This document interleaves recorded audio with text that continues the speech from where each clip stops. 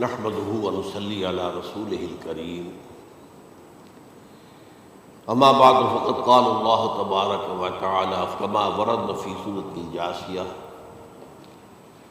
اعوذ بالله من الشيطان الرجيم بسم الله الرحمن الرحيم وإنه لعلم للساعة فلا تمترن بها واتبعوني هذا صراط مستقيم صدق الله العظيم رب اشرح لي صدري ويسر لي امري واحلل عقدة من لساني يفقهوا قولي اللهم ربنا الهمنا رشدنا واعذنا من شرور انفسنا اللهم ارنا الحق حقا وارزقنا اتباعه وارنا الباطل باطلا وارزقنا اجتنابه آمین یا رب العالمین۔ قادیانیت سے متعلق ایک بحث کا آغاز ہو گیا تھا، کیونکہ ہمارے علم میں یہ آیا تھا کہ قادیانیوں نے خاص طور پر ماڈل ٹاؤن کو اپنا ایک مرکز اور اپنا اڈا بنانے کا فیصلہ کیا، اور اس کا ہمیں تجربہ بھی حاصل ہو گیا۔ کچھ نوجوان اہل سنت کے نوجوان میرے پاس آئے تھے اور انہوں نے میری توجہ ادھر منعکس کرائی کہ یہاں پر یہ اپنی جمعے کی نماز کے لیے اوپن گراؤنڈ استعمال کر رہے ہیں اور اس میں لگا لیتے ہیں پارٹیشن وغیرہ، اور بڑی یوں سمجھیے کہ بڑی مہم کے ساتھ دونوں طرف کی سڑکیں بند کر کے، اور جو بھی لوگ مسافر ہیں انہیں بھی دعوت دیتے کہ آئیں یہاں جمعہ پڑھیں، اور بعض لوگ مغالطے میں وہاں جمعہ پڑھ لیتے۔ تو اس کے حوالے سے انہوں نے کوشش کی کہ کچھ نہ کچھ اس سلسلے میں، جو کہ انہوں نے مجھے لا کر قانون دکھایا۔ پاکستان میں جو قانون نافذ ہے وہ یہ ہے، چاہے یہ کہ وہ نافذ نہیں ہے بالفعل، لیکن ہے قانون کی کتاب میں تو موجود ہے کہ قادیانی اپنے کوئی جو بھی ان کے نزدیک بھی ان کے مذہبی شاعر ہیں، ان کو مسلمانوں کی شکل میں برملا علی الاعلان ادا نہیں کر سکتے، کیونکہ وہ تو دھوکہ دہی بات ہوگی کہ لوگ سمجھیں گے یہ مسلمان ہی ہے۔ اب جب انہیں، آپ کو معلوم ہے کہ ہماری پوری جو مرکزی اسمبلی تھی، نیشنل اسمبلی، اس کے فیصلے کے تحت قرار دیا گیا بالاتفاق کہ قادیانی غیر مسلم ہے، دائرہ اسلام سے خارج ہے۔ یہ تو فیصلہ وہ پارلیمنٹ کا ایک بڑے پیمانے، بعد میں پھر ضیاء الحق صاحب کے زمانے میں یہ تو ہوا تھا، آپ کو معلوم ہے بھٹو کے زمانے میں، تو ضیاء الحق صاحب کے زمانے میں اسی کی گویا کہ فردر سٹیپ کے طور پر یہ بات طے کی گئی، قانون بنا دیا گیا کہ وہ اپنی مسجد کو مسجد نہیں کہہ سکتے اور مسجد کی صورت کو نہیں بنا سکتے کہ گزرنے والے کو یہ خیال ہو کہ یہ مسجد ہے۔ اسی طرح وہ اگر کوئی اسلامی شاعر کا ارتکاب کریں گے علی الاعلان تو بھی یہ قابل تعزیر ہے، جرم ہے۔ وہ اپنے کے احاطوں کے اندر، اپنے گھروں کے اندر جو چاہیں کریں، لیکن کھلے میدان میں آ کر جو شاعر اسلامی بھارت، ان لوگوں نے سب کچھ اڈاپٹ تو کر رکھا ہے۔ سب سے بڑی بات تو وہ ہے کہ انہوں نے ایک جھوٹے نبی کا اقرار کیا ہے کہ وہ نبی ہے، اس نے ہمارے درمیان فصیل ہائی کر دی ہے۔ اب جو اس کو مانتے ہیں ان کے نزدیک ہم کافر ہیں۔ آپ کو معلوم ہے کہ یہ میں بیان کر چکا ہوں کہ حالانکہ قائد اعظم کا کتنا بڑا احسان تھا کہ چودھری ظفر اللہ خان کو انہوں نے فارن منسٹر بنایا پاکستان کا، لیکن جب ان کا انتقال ہوا ہے قائد اعظم کا تو اس کے جنازے کی نماز میں شریک نہیں ہوا، وہ شخص موجود رہا۔ جو دوسرے ممالک کے سفراء آئے ہوئے تھے، ظاہر بات ہے وہ مسلمان تو نہیں تھے، کوئی عیسائی تھے یا کوئی اور تھے، ہندو تھے، بدھ تھے، جو بھی تھے۔ اب چونکہ قائد اعظم کا انتقال تھا ایک مملکت کے صدر کا، تو وہ لوگ سبھی موجود تھے، لیکن ظاہر ہے کہ وہ نماز میں شریک نہیں ہوئے، وہ مسلمان تو نہیں تھے، ان کے ساتھ کھڑا رہا ہے۔ اس نے یہ بات، اور جب اس سے پوچھا گیا کہ تم شریک کیوں نہیں ہو تو اس نے کہا دیکھو بھائی، مجھے یا تو مسلمان سلطنت کا کافر وزیر سمجھ لو یا کافر سلطنت کا مسلمان وزیر سمجھ لو۔ میرے نزدیک یہ کافر سلطنت ہے، میں اس کا مسلمان وزیر ہوں کیونکہ میں قادیانی ہوں۔ اب تمہارے نزدیک یہ اسلامی مملکت ہے تو میں کافر ہوں، پھر میں اس کی نماز کیسے پڑھوں؟ تو بہرحال ان چیزوں کی وجہ سے جو دھوکہ دینے والا معاملہ ہو گیا، ورنہ کوئی اور لوگ ہوں یہاں پہ، ہمیں ان سے تعارض نہیں ہے۔ عیسائی بھی ہیں، اپنی تبلیغ کرتے ہیں، کوئی خلاف ان کے رد عمل نہیں ہوتا، الا یہ کہ کہیں یہ واقعہ پیش آ جائے یا کوئی یعنی خام خواہ کوئی شوشہ، کوئی شرارتی لوگ اٹھا دیں کہ انہوں نے قرآن کی یہ جو ہے بے حرمتی کی ہے، تو یہ تو پھر تحقیق سے معلوم ہو سکتا ہے کہ واقعہ تم کی تھی کہ نہیں کی تھی۔ لیکن ایک وقت میں اس پر تو ان کا احتجاج ہوتا ہے، لیکن یہ کہ ان کے جو ہے چرچ ہے ان کی ساری اور تبلیغ ان کی ہو رہی ہے اور بڑھ بھی رہی ہے تعداد ان کی، لیکن اس کے خلاف کوئی رد عمل تو ہمارے یہاں نہیں۔ تو یہ ہے اصل میں وہ بات۔ تو اس پر جو گفتگو شروع ہوئی تھی میں آج اس کی تکمیل کرنے جا رہا ہوں۔ حضرت عیسیٰ علیہ السلام کی دوبارہ آمد کا تعلق ہے، اس کے ضمن میں قرآن مجید میں جو نص قطعی ہے وہ نص قطعی یہ ہے اِنَّهُ لَعِلْمٌ لِلسَّاعَةِ فَلَا تَمْتَرُنَّ بِهَا۔ حضرت عیسیٰ کا ذکر ہوا ہے سورہ جاسیہ میں، اور وہاں فرمایا گیا ہے کہ یہ عیسیٰ کا دوبارہ آنا قیامت کی علامت ہے، یعنی کہ اب قیامت بالکل قریب آ گئی ہے۔ اِنَّهُ لَعِلْمٌ لِلسَّاعَةِ، علم حاصل ہوگا ان کی دوبارہ آمد پر کہ اب قیامت جو ہے وہ سر پر آ گئی ہے۔ اچھا، اس کے ایک اور جو ہے ذرا بالواسطہ دلائل جو قرآن مجید میں آئے ہیں، ایک ان میں سے یہ ہے کہ سورہ آل عمران میں جہاں حضرت مریم کو بشارت دے رہا تھا فرشتہ کہ آپ کے ہاں ایک بیٹا ہوگا، وہ بڑی حیران تھی کہ میرے ہاں کیسے بیٹا ہو جائے گا، ماں کو تو بغیہ، میں تو کوئی بدکار عورت کو نہیں ہوں، نہ میری کوئی شادی ہوئی ہے۔ تو اس میں جو باتیں بیان کی تھی فرشتے نے، وہ جو بیٹا ہوگا اس کی کیا شان ہوگی، اس میں یہ الفاظ بھی آتے ہیں وَيُكَلِّمُ النَّاسَ فِي الْمَهْدِ وَكَهْلًا، وہ باتیں کرے گا، لوگوں سے گفتگو کرے گا جبکہ وہ گھوڑے میں ہوگا، بچہ ہوگا، گود میں ہوگا، اور کہل کے وقت، کہل کہتے ہیں جب آدمی کی عمر میں جو ہے 40-45 کا کسی بھی اوپر ہو جائے، آپ پہلے طفل کہتے ہیں پھر جوان کہتے ہیں، عربی زبان میں شاب کا لفظ آتا ہے، بہت جوان، بڑی اچھی صحت میں ہے، اس کے بعد پھر ظاہر بات ہے ڈھلوان شروع ہوتی ہے، یہ کہل ہے۔ جب بڑھاپے کے آثار شروع ہوتے ہیں، بال سفید ہونے شروع ہوتے ہیں، تو یہ کہل، قبول۔ اب سوال یہ ہے اس گھوڑے میں بات کر دیا، یہ تو معجزہ ہے، لہذا اس کا ذکر یہاں پر مناسب ہے۔ یہ بڑے ہو کر بات کرنے کی کیا ضرورت تھی کہنے کی، وہ تو سبھی کرتے ہیں انسان، یہ اسی لیے کہ معلوم ہو کہ کہولت بھی انہیں آئے گی یاد۔ حالانکہ آپ کو معلوم ہے سب مانتے ہیں، عیسائی بھی مانتے ہیں، سب مانتے ہیں، 33 برس کی عمر میں انہیں اٹھا لیا گیا، اس دور میں تو کہولت آئی نہیں، اس لیے قرآن ذکر کر رہا ہے۔ اور یہ بات جو ہے دوسری مرتبہ آئی ہے، یہ سورہ المائدہ میں آیت نمبر 110 وَتُكَلِّمُ النَّاسَ فِي الْمَهْدِ وَكَهْلًا، صرف یہ ضمیر کا فرق ہے، وَيُكَلِّمُ النَّاسَ فِي الْمَهْدِ وَكَهْلًا اور وَتُكَلِّمُ النَّاسَ فِي الْمَهْدِ وَكَهْلًا، یہ ہے جب قیامت کے دن اللہ تعالیٰ حضرت عیسیٰ سے سوال کریں گے، اے عیسیٰ ابن مریم، کیا تم نے میری اجازت سے اور میری تائید سے یہ معجزے نہیں دکھائے، یہ معجزے نہیں دکھائے، میں نے تم پر یہ فضل نہیں کیا؟ اور یہ گویا کہ بالواسطہ عیسیٰ کے ماننے والوں سے خطاب ہے کہ اللہ تعالیٰ کے کتنے بڑے بڑے احسان ہوئے، اور اسی میں تم بات کرتے تھے لوگوں سے گھوڑے کے اندر بھی اور کہولت کی عمر میں بھی، تو یہ کہولت کی عمر کب آئی؟ حضرت عیسیٰ علیہ السلام۔ تو اس کے بغیر تو ممکن ہی نہیں ہے کہ وہ دوبارہ دنیا میں آئیں، پھر ان کے اوپر وہ عمر آئے اور اس عمر کے اندر بھی وہ بات کریں گے۔ تو یہ میرے نزدیک قرآن مجید کے اندر دلائل ہے اس چیز کے کہ حضرت عیسیٰ علیہ السلام کی دوبارہ جو ہے آمد ہوگی۔ اب اس ضمن میں چاہتا ہوں کہ آج خاص طور پر جو الساعہ کی اور جو علامت قرآن میں آئی ہے، یہ ضمنی مضمون ہو جائے گا، لیکن بہرحال یہ بھی ایک معلوماتی مضمون ہے کہ ایک تو یہ قیامت کی بڑی نشانیوں میں سے حضرت عیسیٰ کا دوبارہ آنا، اور کیا کیا جو ہے باتیں بیان ہوئی ہیں وہ ذرا غور سے سن لیجیے۔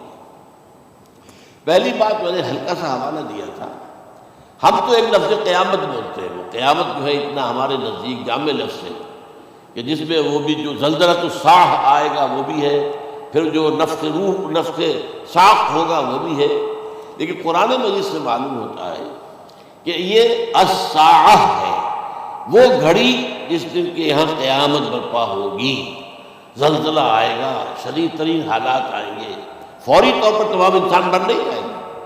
جو ہے اس کا نقشہ جو کھینچا گیا ہے، یا ایھا الناس اتقوا ربکم ان زلزلۃ الساعۃ شیء عظیم یوم ترونها تذہل کل مرضعۃ عما ارضعت وتضع کل ذات حمل حملها وتری الناس سکارى وما هم بسکارى ولکن عذاب اللہ شدید۔ اے لوگوں ڈرو، اللہ کا تقوی اختیار کرو، اس لیے کہ قیامت کا زلزلہ بہت سخت سے ہے، بہت بھاری سے۔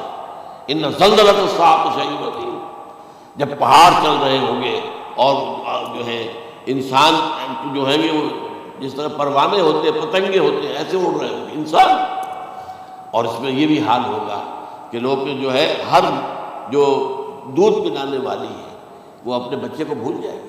ظاہر بات ہے کہ اپنی پڑی ہوئی ہے مصیبت، حالانکہ سب سے زیادہ محبوب ترین شے دنیا میں اس سے اونچی محبت نہیں ہو سکتی جو ماں کو اپنے دودھ پیتے بچے سے انہیں بھول جائے۔ تذہب کل مرضعۃ عما ارضعت، اور تمہیں ایسا محسوس ہوگا کہ لوگ کسی نشے کی کیفیت میں ہیں، یعنی وہ بدحواس ہیں، بدحواس ہو گئے، لیکن یہ کہ وما هم بسکارى، اور وہ بدہوش نہیں ہوں گے، ولکن عذاب اللہ شدید۔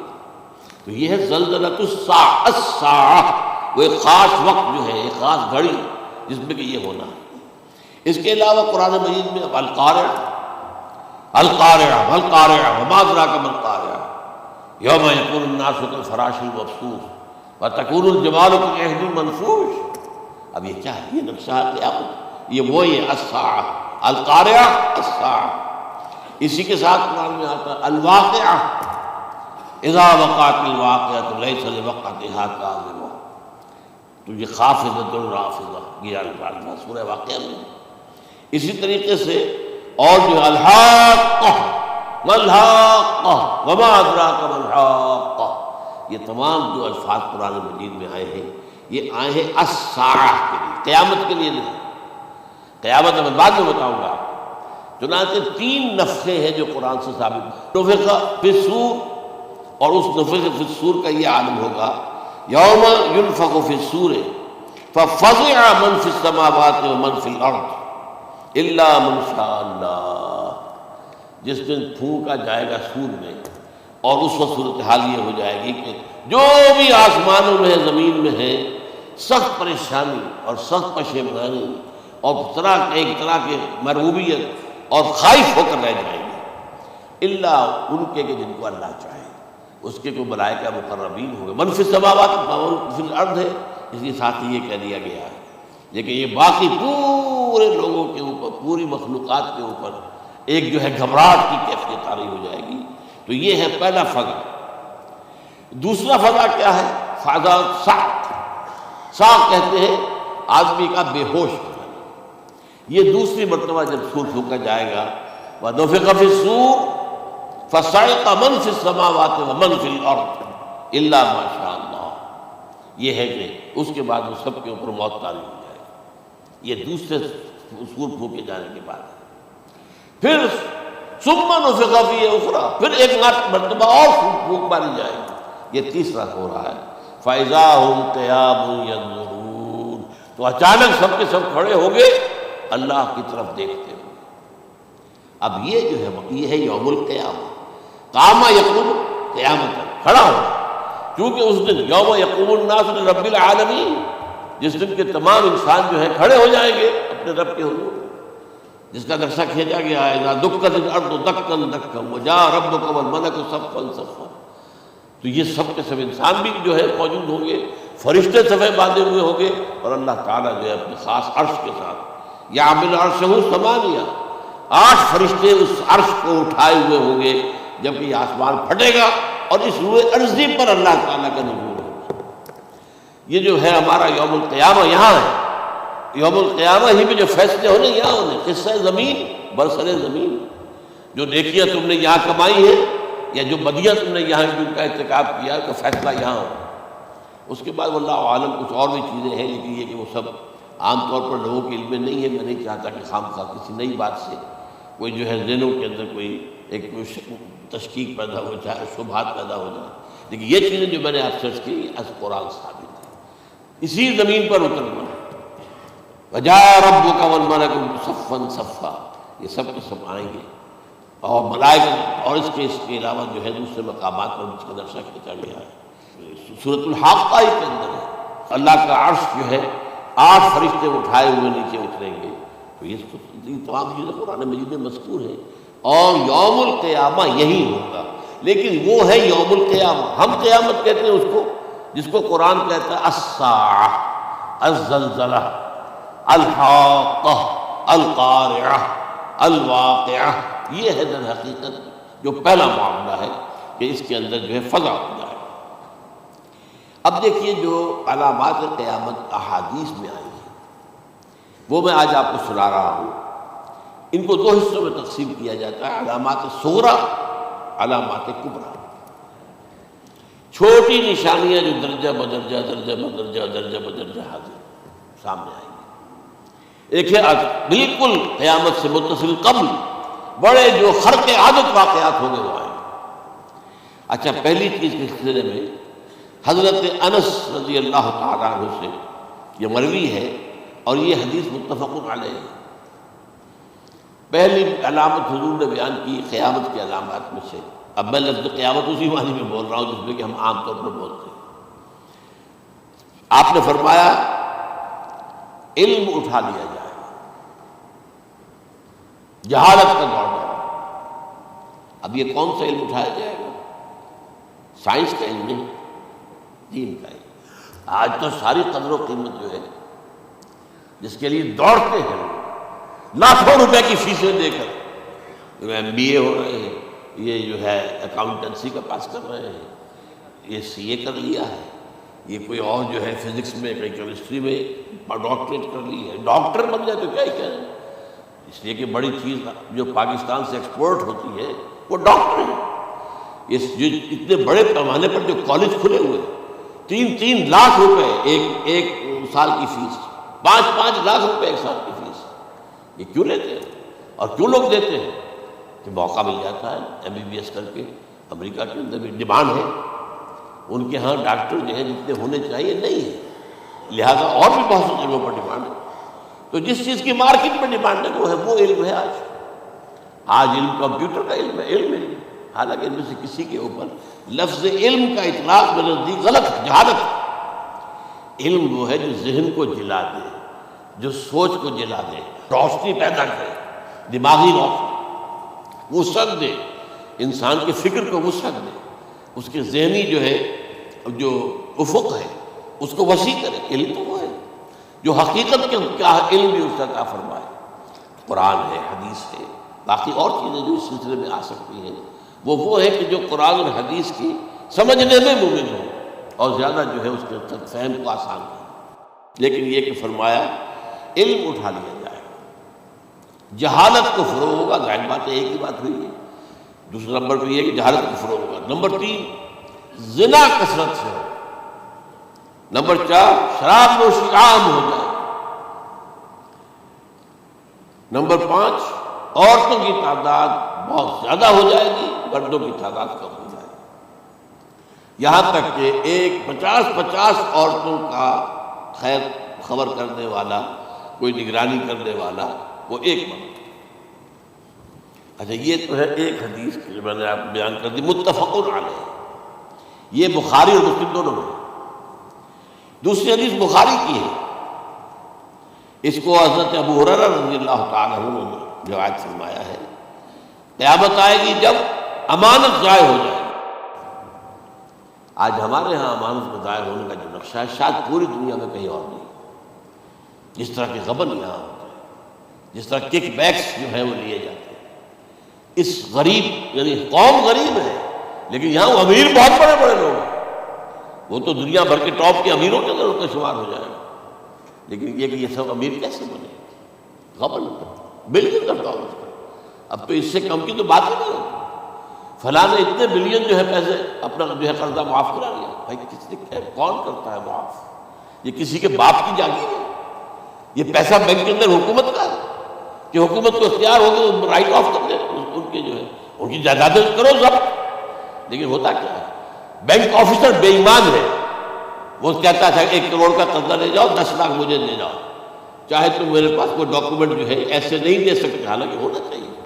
اتنا بڑا قرضہ لے رہے ہو تو ڈاکومنٹس یہاں پر ہمارے سامنے لاؤ کہ اگر تم نہ دے سکو تو ہم ان ڈاکومنٹس کے ذریعے سے تمہاری جائیداد، تمہاری کوئی جاگیر، تمہاری کوئی اور چیز کو قبضہ کریں.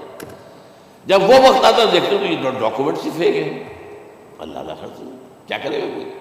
بینک کا باپ بھی واپس نہیں لے سکتا. اور یہ سب کس کی بے ایمانی ہے؟ وہ جو بیٹھا ہوا بینک مینیجر، سارا سودا اس کے پاس آنے کہ 1 کروڑ ہے نا، 10 لاکھ مجھے تو 90 تم لے جاؤ، باقی یہ کہ ٹھیک ہے میں تمہارے جو ڈاکومنٹس تم پیش کرے سو کوئی اعتراض نہیں کرتا، بس جاؤ۔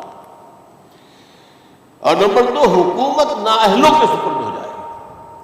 یہ ہے امام بخاری کی روایت کردہ روایت جو حضرت ابو ہریرہ سے، مسلم شریف میں ابو ہریرہ رضی اللہ تعالیٰ عنہ سے ایک اور روایت ہے، مال عام ہو جائے گا یہاں تک کہ زکوٰۃ قبول کرنے والا کوئی نہ ہوگا۔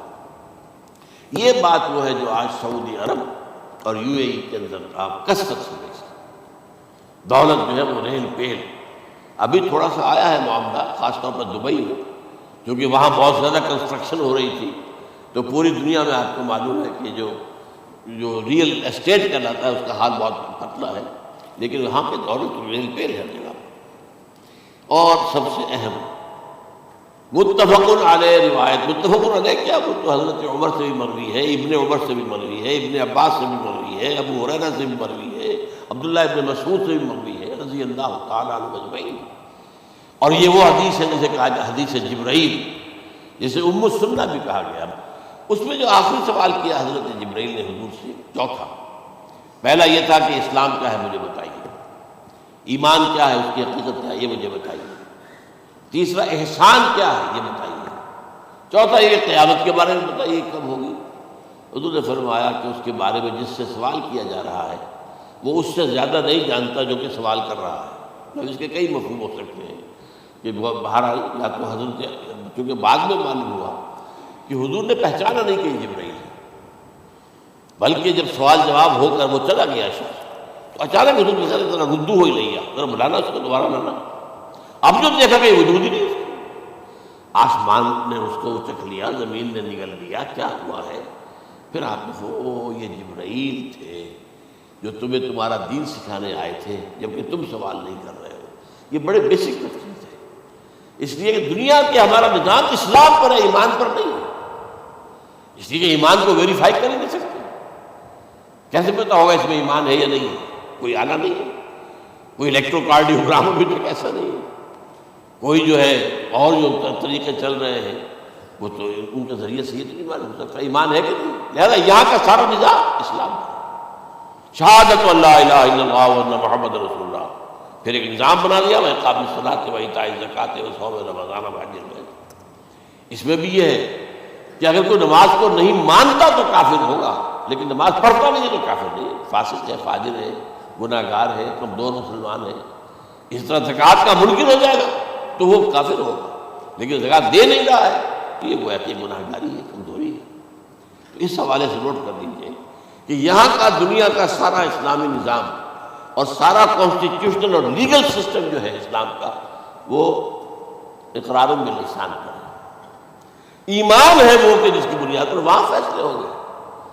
یہاں کوئی شخص مسلمانوں کا بڑا لیڈر ہے، بڑا علامہ ہے، بڑی اس کی قدر و منزلت سے اس کے ہاتھ چومے جا رہے ہیں، پاؤں چومے جا رہے ہیں، ہو سکتا ہے وہاں کہا جائے دفع ہو جاؤ، تمہارے دل میں ایمان نہیں تھا، تم نے یہ سب کچھ کیا تھا اس لیے کہ کہا جائے کہ بڑے عالم ہو، اور یہ کہا جا چکا فقط قیل، اب یہاں کچھ نہیں ہے تمہارے پاس۔ پھر فرشتوں کو حکم ہوگا کہ اس کو گھسیٹتے ہوئے جہنم میں ڈالیں۔ 3 بات بیان کیا، یہی حشر اس کا ہوگا مالدار کا، اللہ پوچھے گا میں نے تمہیں بہت مال دیا، تم نے کیا کیا؟ وہ کچھ گنوانا شروع کرے گا، اللہ فرمائے گا جھوٹ بولنا، قذف تھا، تم نے یہ خیرات و صدقات اس لیے کیے تھے کہ تمہاری ثقافت کے ڈنکے بچ جائے، تعریفیں کی جائے، وہ کی جا چکی، دنیا میں ڈنکا بج گیا، یہاں کچھ نہیں، وہ نیت دل میں کچھ اور تھی تمہارا۔ میں لیسل البر ان تولوا وجوہکم والا قرآن مجید کا سبق ہمارا منتخب نصاب کا نمبر 2 بڑی تفصیل سے بیان کی۔ یہی معاملہ ہوگا اس عالم کا، اللہ فرمائے گا میں نے تمہیں علم دیا، تم نہیں، وہ کہے گا میں نے علم پھیلایا لوگوں میں ہدایت کی، تو جھوٹ بول رہے ہو، تم نے تو صرف اس لیے کیا تھا، تمہاری نیت یہ تھی کہ بڑا عالم شخص ہے، بڑا فاضل شخص ہے، تو یہ سب کہا جاتا۔ تو وہاں کا معاملہ جو ہے وہ اسلام پر نہیں ہے، یا آپ دکھائیں گے دیکھیے میرا آئیڈینٹی کارڈ اس پہ اسلام میرا مذہب لکھا ہوا ہے، یہی میرا پاسپورٹ ہے، آئیڈینٹیفیکیشن کے لیے دنیا میں عام طور پر یہ چیزیں ہوتی ہیں، کوئی تعلق، آخرت کا معاملہ کسی اور شے پر، وہ تو ایمان دل میں ہے، اور تمہارے تمام جو حرکات ہیں، اعمال ہیں، ان سب کے اندر جب تک کہ اصل جو قوت متحرکہ ہے وہ اللہ کی محبت نہ بن جائے، اخلاص للہ وحب اللہ للہ، اور یہ کہ یہ تمام چیزیں جیسا کہ فرمایا، ایک حدیث بڑی پیاری ہے، ایمان کی تکمیل کی علامت کیا ہے؟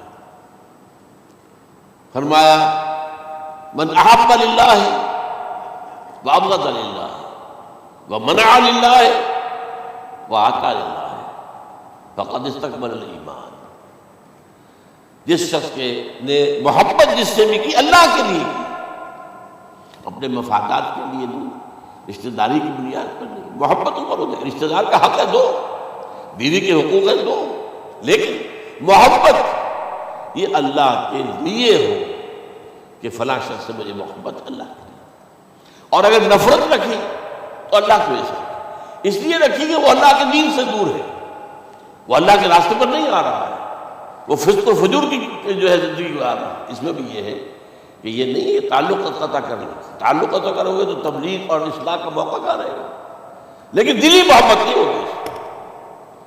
تو اگر محبت ہے تو اللہ کے لیے، اور نفرت ہے تو اللہ کے لیے، اور کسی کو کچھ دیا ہے تو اس لیے کہ اللہ کا حکم ہے کہ دوں، اور کسی سے کچھ روکا ہے تو اس لیے کہ اللہ کا حکم ہے کہ روکو، اس کو نہیں دینا۔ فقد استکمل الایمان، تو اس شخص نے ایمان کی تکمیل کی، یہ ہے اصل جو ڈیسائیڈنگ فیکٹر ہے بنی۔ اور اس ایمان کی پہلی علامت کیا ہے؟ کیسے معلوم ہو میرے اندر ایمان ہے؟ پہلی علامت سب سے کم تر درجے کا ایمان، اس میں فرمایا گیا اذا اساءت کا سیئۃ وحسنت کا حسنۃ فانت مؤمن، اگر کوئی اچھا کام کر کے خوشی ہو اور کوئی برا کام ہو جائے تو ملامت ہو، یہ کیا کر بیٹھا، یہ میں نے کیا کیا ہے، یہ مجھے نہیں کرنا چاہیے تھا، یہ اگر احساس ہے نیکی اور بدی تو تمہارے اندر ایمان ہے، یہ ایمان ادنیٰ ہے، اور وہ ایمان من احب للہ وابغض للہ واعطى للہ ومنع للہ فقد استکمل الایمان۔ اچھا، یہ جو متفق علیہ حدیث ہے جو حضرت جبرائیل کی ہے، اس میں پھر ان کا کہ اچھا اگر آپ مجھے یہ کب ہوگی قیامت نہیں بتا سکتے تو اس کی کچھ علامتیں بتائیں۔ یہ بڑی عظیم تھے، کیونکہ یہ تو تمام احادیث کے اندر میں نے عرض کیا نا کہ سب سے زیادہ صحابہ سے منقول ہے، اور آپ نے فرمایا کہ جب لونڈی اپنی مالکہ کو جنے گی اور تم دیکھو گے کہ ننگے بدن ننگے پیر بھوکے ننگے بھیڑوں اور بکریوں کو چلانے والے اونچی سے اونچی عمارتیں بنانے میں ایک دوسرے کا مقابلہ کریں، اذا تلد الامۃ ربتها، کیا بات ہے، یہ خاص الفاظ کیوں کہے گئے؟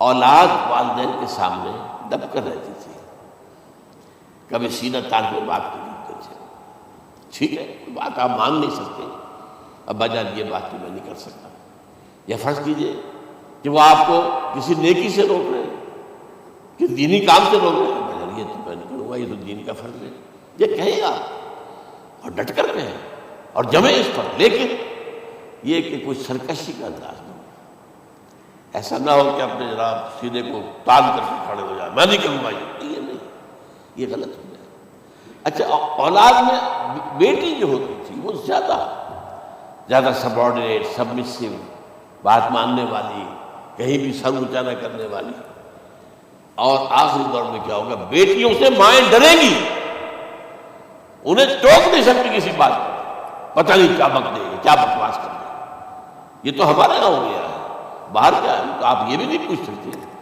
آپ کی 13 برس کی لڑکی آئی ہے رات کو 1 بجے، نہیں پوچھ سکتے کہاں رہی، یہ رات کہاں نہیں آئی، پوچھ ہی نہیں سکتے، یہ پوچھنا بھی جرم ہے۔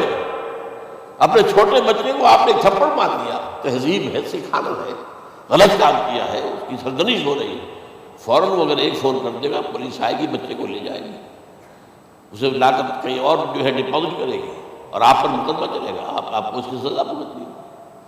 ظاہر بات ہے کہ پھر وہاں سرکشی کا کیا عالم ہوگا، پھر اولاد کہاں سے جھکائے گی، کس درجے میں جھکائے گی، اس کی تربیت عثمانی میں ہوئی نہیں۔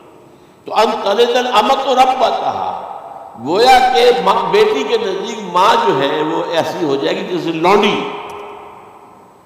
گویا کہ لونڈی نے ایک اپنی مالکہ کو جنم دیا ہے، بیٹی مالکہ بن جائے گی اور ماں جو ہے لونڈی بن جائے گی، اور دولت کی ریل پیل کا ابھرتا دکان، یہ جو بھوکے ننگے اور مفلس کیا حال تھا 100 برس پہلے، انہیں کھانے میں کچھ نہیں ملتا تھا، یہ مشرقی ساحل پر تھے، یہ سوائے یہ کہ مچھلیاں پکڑ لی اللہ خیر اللہ وہ کھا لی، یا کہیں ان کو بیچ دیا، کو منڈی لگ جاتی تھی وہاں، اور کیا تھا؟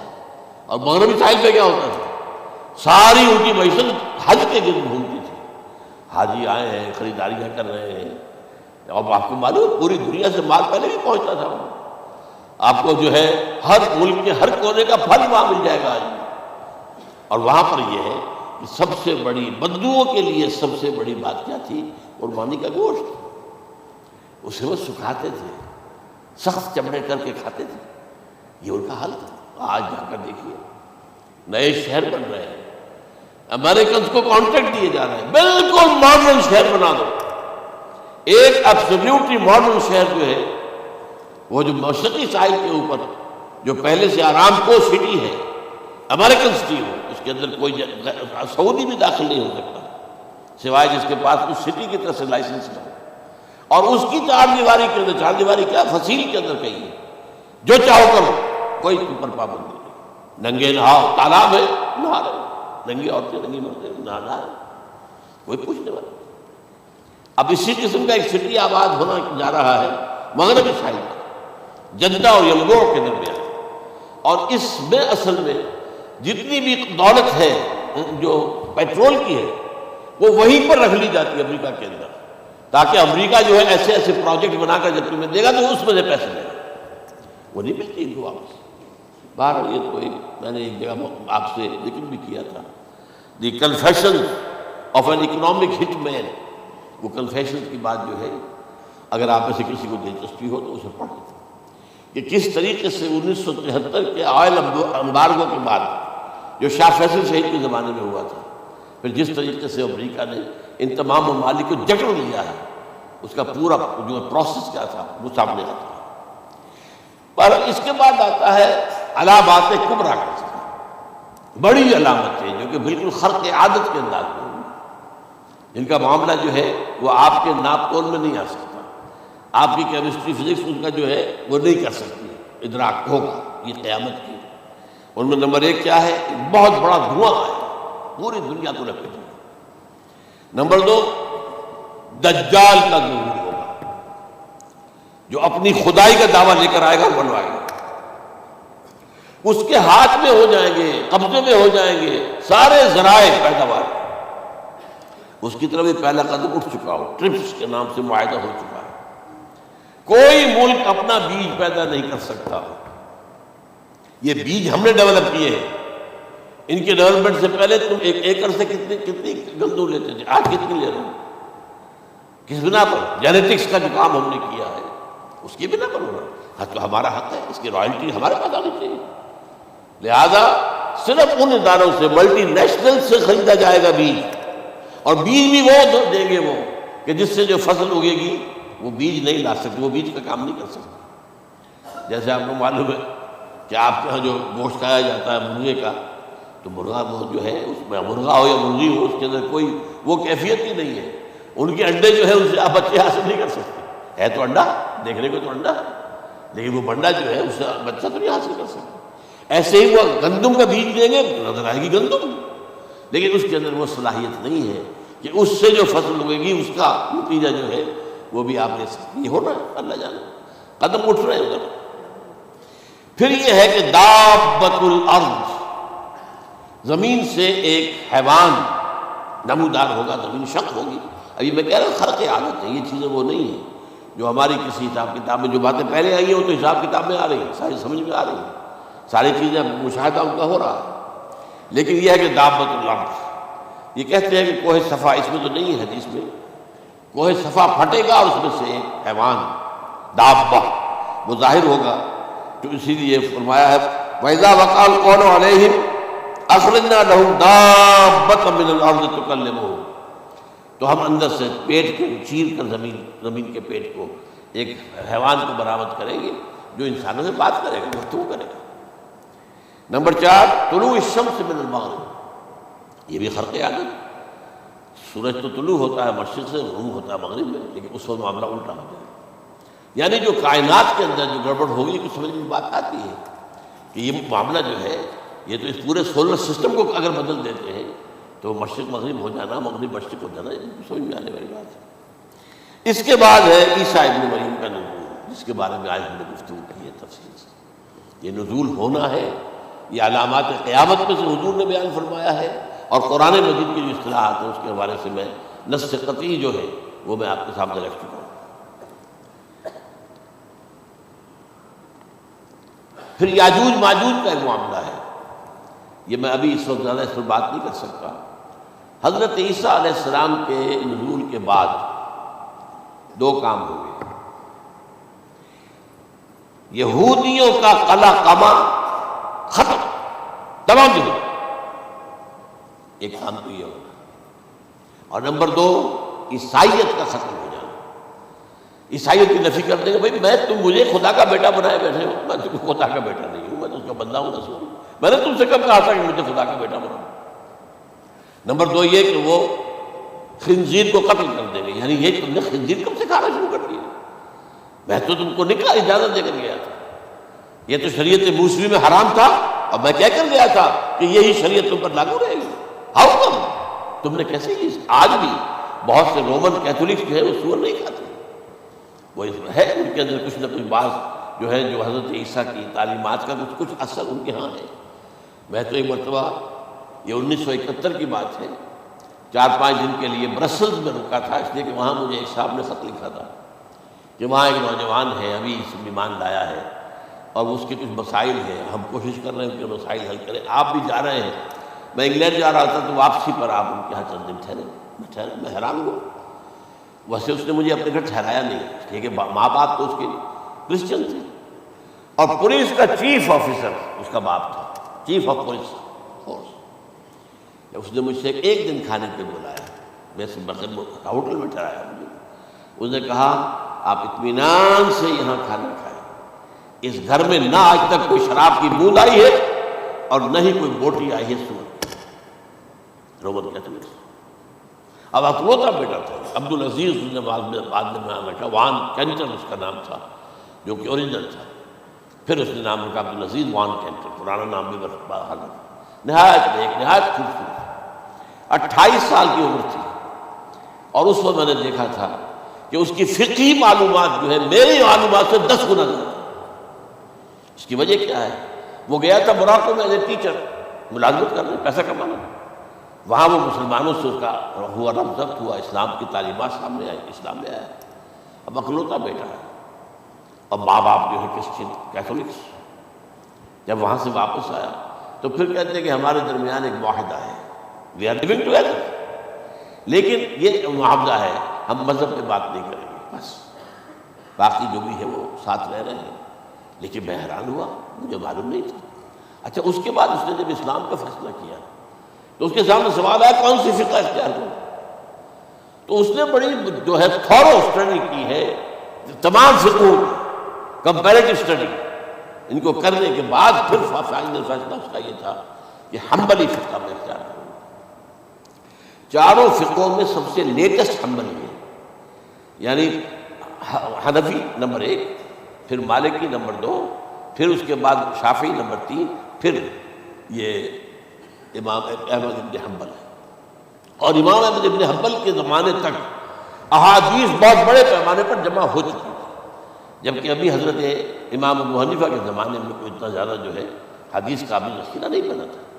اسی پر تو لوگ حیران ہوتے ہیں کہ زیادہ حدیث امام ابو حنیفہ کے علم میں نہیں تھی، لیکن مجال ہے کہ ان کا کوئی فتویٰ جو ہے کتاب و حدیث کا، کتاب و سنت کے خلاف، اگرچہ انہوں نے صاف کہا کہ اگر تم پاؤ کوئی ایسی سچی حدیث، پختہ حدیث جو میری کسی رائے کے خلاف ہے تو میری رائے کو دیوار پر دے مارنا اور اس صحیح حدیث کا پیروی کرنا۔ لیکن ویسے اس کے بعد یہ کمال یہ ہے کہ بہت ہی کوئی شاذ معاملہ ہے کہ جس میں ان کا کوئی فتویٰ وہ کتاب و سنت کے منافی ہو یا سنت کے منافی ہو۔ کتاب پہ تو سوال پیدا نہیں ہوتا، کتاب تو ساری ان کے سامنے موجود تھی۔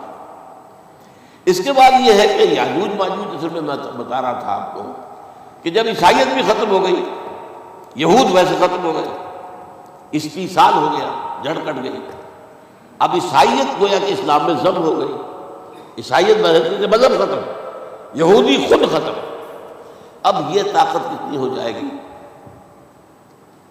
تقریباً 2/3 دنیا آ گئی، تمام اب عیسائی 2 ارب کے قریب ہیں، 1 ارب 90 کروڑ ہو گئی، مسلمان بھی 1 کروڑ 50-60 لاکھ ہیں، دونوں کو جوڑ لیجیے کتنے ہو گئے؟ 6 ارب کل آبادی ہے۔ لیکن اس کے بعد آتا ہے یاجوج ماجوج کا خروج۔ یہ یاجوج ماجوج میرے نزدیک چائنا اور رشیا، ان کی مجموعی طاقت اتنی ہوگی، اور یہ اس طرح آئیں گے ہر اونچائی پر سے اترتے ہوئے، پھسلتے ہوئے، جیسے 1962 میں جب وار ہوئی تھی بٹوین چائنا اینڈ انڈیا 1962 میں، تو وہ اس وقت کا نقشہ بھی آج بھی اخبارات میں پڑھتا تھا تو یاد، waves after waves of Chinese soldiers were coming down the slopes of Himalayas۔ یہ تو وہ ہے نا جن کی تعداد کا حساب نہیں، اور رشیا اور یہ میکل جو ہے، میرا اندازہ یہ ہے کہ جب پہلے ملحمۃ العظمیٰ ہوگی وہ عیسائیوں اور مسلمانوں کے درمیان، اس وقت یہ دونوں پاورز نیوٹرل رہیں گی، لیکن غالباً یہ بات طے کر لیں گی کہ ویپنز آف ورلڈ جو ہے ماس ڈسٹرکشن، یہ استعمال مت کریں۔ اگر یہ ویپنز آف ماس ڈسٹرکشن استعمال کرو گے تو ہم میدان میں آ جائیں گے۔ اس میں وہ جنگ جب ہو چکے گی، پھر حضرت عیسیٰ کو فتح حاصل ہو جائے گی، اور پھر یہ کہ یہودیت ختم ہو جائے گی، عیسائیت بطور مذہب ختم ہو کر اسلام میں ضم ہو جائے گا، پھر وہ 40 برس کا عہد حکومت ہے حضرت عیسیٰ علیہ السلام۔ لیکن جب یہ فتح ہو جائے گی ان پر، اب یاجوج ماجوج آئیں گے، اور اتنی تعداد میں آئیں گے کہ بحیرہ طبریہ جو ہے اس کا سارا پانی پی جائے گا۔ یہ تو اگر آپ کو کبھی اندازہ ہو، یا کوئی آپ جانے ان لوگوں کو جو ان چینیوں سے واقف ہیں، وہ کہتے ہیں زمین پر ہلتی ہوئی کوئی چیزوں سے وہ چھڑی چھوڑ کے کھا جائیں گے۔ جہاں وہ جاتے ہیں ایز اے لیبرر، وہاں کے جو سارے کتے ہیں ختم، ساری بلیاں ختم، ہر شے وہ جو سانپ کھاتے ہیں، ہر شے کھاتے، اور یہ تمام ایسٹرن کنٹریز میں ہوتا ہے، بڑی ڈیلیشس ڈشز ہیں یہ سانپ وغیرہ وغیرہ، اور یہ جس طرح کھا جائے، پانی ایک قطرہ نہیں رہے گا اس پر۔ تو پھر جو ہے اللہ تعالیٰ اس وقت جو ہے اس میں ایک ایسی بیماری پیدا کرے گا، یہ سب مر جائے، یہ معجزے سے ہوگا۔ یعنی ان کے اوپر فتح جو ہے وہ عام لڑائی کے ذریعے سے نہیں ہوگی، بلکہ اس کے اوپر فتح جو ہوگی وہ اللہ تعالیٰ سے ہوگی، ایک بیماری پیدا ہوگی، سب مر جائے گا، اور اس کے بعد اللہ تعالیٰ ایسے پرندے بھیجے گا بڑی لمبی لمبی گردنوں والے، وہ ان سب کو کھا جائیں گے، جیسے ہمارے ہاں گدھ ہوتے ہیں، وہ ان کو صاف کر دیں گے۔ ورنہ تو یہ ہے کہ پوری دنیا کے اندر جو بدبو اور جو پیدا ہوتا معاملہ اس سے، تو اس نوع انسانی کی بقا ممکن نہیں تھی۔ ان کے خاتمے کے بعد پھر یہ ہوگا کہ حکومت اسلامی جو ہے پوری دنیا میں حضرت مسیح علیہ السلام کی ہوگی، 45 برس وہ رہیں گے، اسی میں وہ کہلت بھی آ جائے گا، وہ فی المہد و کہلت جو میں نے شروع میں بیان کیا تھا، اسی میں پھر یہ ہے کہ وہ شادی بھی کریں گے، ان کی اولاد بھی ہوگی، اور پھر ان کا انتقال ہوگا تو حضرت حضور صلی اللہ علیہ وسلم کے حجرے میں، وہیں پر جہاں حضور اور ابو بکر اور عمر رضی اللہ تعالیٰ عنہ دفن ہے، وہیں پہ ان کو دفن کیا جائے گا، اور قیامت کے دن حضور فرماتے ہیں کہ میں اور یہ تینوں ساتھ رکھیں گے۔ تو یہ ہے حالات و واقعات۔ بہرحال اس میں یہ ہے کہ یہ نوٹ کر لیجئے کہ جہاں تک ہمارے ہاں آج کل کا معاملہ ہے، میرے نزدیک میں یہ کہنے پر مجبور ہوں، جو رفع و نزول مسیح کو نہیں مانتا وہ کم سے کم منکر حدیث ہے، میں اس سے کم کا فتویٰ نہیں دے سکتا۔ اب یہ ہے کہ جو لوگ مہدی کو نہیں مانتے ان کا معاملہ میں مختلف سمجھتا ہوں، چند منٹ لے رہا ہوں آپ کے ہاں، اس لیے کہ ان کی حدیثیں صحیحین میں نہیں ہیں، بخاری مسلم میں نہیں، اور یہ کہ بہرحال ان کا معاملہ جو ہے وہ ایسا نہیں ہے حضرت عیسیٰ کا۔ حضرت عیسیٰ کے آنے کا جو کچھ ہوگا وہ تو میں نے آپ کے سامنے بیان کر دیا، لیکن یہ ہے کہ حضرت مہدی ہمارے نزدیک اس میں خرق عادت کوئی ہے ہی نہیں، جیسے ہر صدی کے مجدد ہوتے ہیں، آخری صدی کے مجدد وہ ہوں گے، اور میرے نزدیک یہی آخری صدی ہے، اور اسی میں حضرت مہدی کا ظہور ہو جائے۔ سعودی عرب میں کوئی خانہ جنگی ہوگی کسی بادشاہ کے انتقال میں، اور پھر اس وقت یہ ظاہر ہوں گے اس وقت ملک کے حالات کو سنبھالنے کے لیے لوگ ان کو زبردستی نکالیں گے، چھپے ہوئے ہوں گے ایک گھر میں۔ یہ حضرت ام سلمہ رضی اللہ تعالیٰ عنہ کی روایت ہے کہ ایک بادشاہ کے انتقال پر یہ بخارا جنگی ہو جائے اور ایک شخص مدینے سے بھاگ کر مکے میں چھپ جائے۔ یہ تو ہے ان کے الفاظ، میں توجیہ کر رہا ہوں۔ یہ لوگ ان کی طرف دیکھ رہے ہوں گے کہ یہ جو وقت آیا ہے فتنے کا ہماری قوم پر، ہمارے ملک پر، تو ان کی شخصیت ایسی ہے کہ یہ بیچ میں آئیں، صلح صفائی کرائیں، اور وہ جو ہے اس ذمہ داری سے بچ کر بھاگیں گے اور جا کر مکے میں چھپ جائیں گے۔ پھر لوگ انہیں تلاش کر کے نکالیں گے اور زبردستی ان کے ہاتھ میں بیٹھ کریں گے، ورنہ وہ اتنے بڑے منصب کو۔ اور پھر یہ بھی ہے، ایک حدیث میں آتا ہے یفلحُ فی لیلۃ واحدہ، ایک رات میں ان کی مکمل اصلاح کر دے گا۔ یعنی اگر کوئی تھوڑا بہت نقص اور عیب میں ہوا بھی، کوئی کمی کوتاہی ہوئی بھی، تو اللہ تعالیٰ ایک رات میں اصلاح کروا دے گا۔ لیکن ہمارے نزدیک اس قدر کوئی خرق عادت ہے ہی نہیں۔ البتہ جو کہتے ہیں اہل تشیع، وہ خرق عادت ہے کہ ان کے 12ویں امام جو ہے وہ بچپن ہی کے اندر اس خوف سے کہ جو بنو عباس بادشاہ ہیں وہ ان کو قتل کر دیں گے، تو وہ ایک غار میں چھپا دیے گئے۔ اب وہ 1200 برس سے اس غار کے اندر چھپے ہوئے، اور اس کے بعد وہ ظاہر ہوں گے، وہ امام مہدی ہوں گے۔ اس میں خرق عادت ہے، لیکن میں یہ کہتا ہوں کہ محض خرق عادت کی بنیاد پر ہم اس کی نفی نہیں کریں گے۔ کیوں؟ کیا ہم یہ نہیں مانتے کہ اصحاب کہف 300 برس تک سوئے رہے؟ یہ کیا عام بات ہے؟ حضرت عزیر علیہ السلام اللہ نے انہیں موت دی، موت، اور 100 برس کے بعد زندہ کر کے اٹھا لیا۔ تو خرق عادت حضرت عیسیٰ کو ہم اتنا بڑا خرق عادت مانتے ہیں کہ اٹھا کر آسمان پر، تیسرے آسمان کے اوپر ہے، موجود ہے، اب بھی ہے۔ شب معراج میں تیسرے آسمان پر حضور کی ملاقات ان سے ہوئی۔ تو یہ خرق عادت کی بنیاد پر نفی نہیں ہم کرتے، ہو سکتا ہے، لیکن یہ کہ اس کے لیے ہمارے پاس کوئی دلیل نہیں، کوئی احادیث نہیں، کچھ نہیں، اس لیے ہم اس کو نہیں مانتے۔ البتہ خود وجود جو ہے حضرت مہدی کا، وہ کوئی عجیب بات نہیں، وہ تو جیسے پہلے بھی آئے ہیں ہمارے مجددین، ایسے مجدد ہوں گے اور دین کو تازہ کر دیں گے۔ ایک صحیح اسلامی ریاست جو ہے وہ عرب میں قائم ہو جائے گی دوبارہ۔ حضور نے فرمایا وہ عدل اور انصاف سے عرب کو اسی طرح بھر دے گا جیسے کہ وہ اس سے پہلے ظلم اور جور اور زیادتیوں کے اس سے بھری ہوئی ہوگی۔ تو یہ کام ہوگا، یہ تو مجدد کا کام ہوتا ہی اس حوالے سے۔ لیکن بہرحال میں نے پھر بھی کہا کہ اگر احادیث کی کمزوری کی وجہ سے کہ صحیح عین میں نہیں ہے، اگر کوئی شخص انکار کرے تو مجھے کوئی اعتراض نہیں ہے، ٹھیک ہے۔ لیکن جو حضرت عیسیٰ کے نفع سماوی اور حضرت عیسیٰ کے نزول کا انکار کرتا ہے، وہ کم سے کم، میں انہیں اور آگے کوئی فتویٰ نہیں دیتا کہ وہ کافر ہو گئے یا یہ ہو گئے یا وہ ہو گئے، لیکن منکر حدیث کے لائن میں تو وہ لازماً کھڑے ہو گئے، کیونکہ اتنی واضح اور پکی حدیثیں ہیں حضرت مسیح کے نزول کی، اور علامات قیامت میں جس طرح ان کا ذکر آتا ہے کہ اس سے انکار جو ہے وہ جب تک آپ پوری حدیث کے ذخیرے کا انکار نہ کریں اس وقت تک ممکن نہیں ہے۔ اقول قولی ھذا واستغفر اللہ لی ولکم ولسائر المسلمین۔